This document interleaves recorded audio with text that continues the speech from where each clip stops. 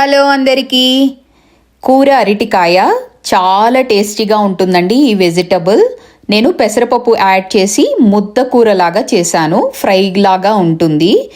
రసంలోకైనా సాంబార్లోకైనా నంజుకుని తినడానికి చాలా బాగుంటుందండి.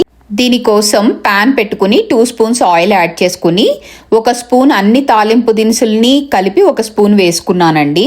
అందులో ఆనియన్స్ చిన్న ముక్కలుగా కట్ చేసుకుని 1 ఆనియన్ని వేసుకుని బాగా ఫ్రై చేసుకున్నాను.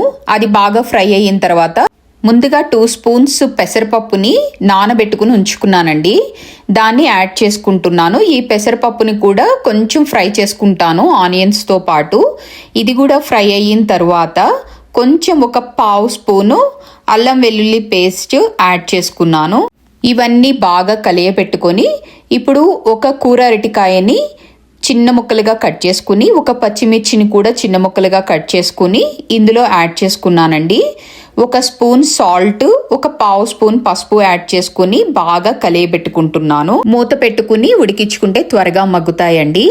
అరటికాయని కూడా మన రెగ్యులర్ డైట్లో ఉంచుకోవడం చాలా మంచిదండి. ఇది హార్ట్ హెల్త్కి చాలా మంచిది అండ్ ఇమ్యూనిటీ బూస్టర్గా కూడా హెల్ప్ అవుతుంది. ఇప్పుడు కూర అంతా మగ్గిన తర్వాత 1 స్పూన్ కొత్తిమీర అండ్ 1 రెబ్బ కరివేపాకుల్ని వేసుకుంటున్నానండి. ఇవి చక్కగా కూరకి మంచి ఫ్లేవర్ ఇస్తాయి.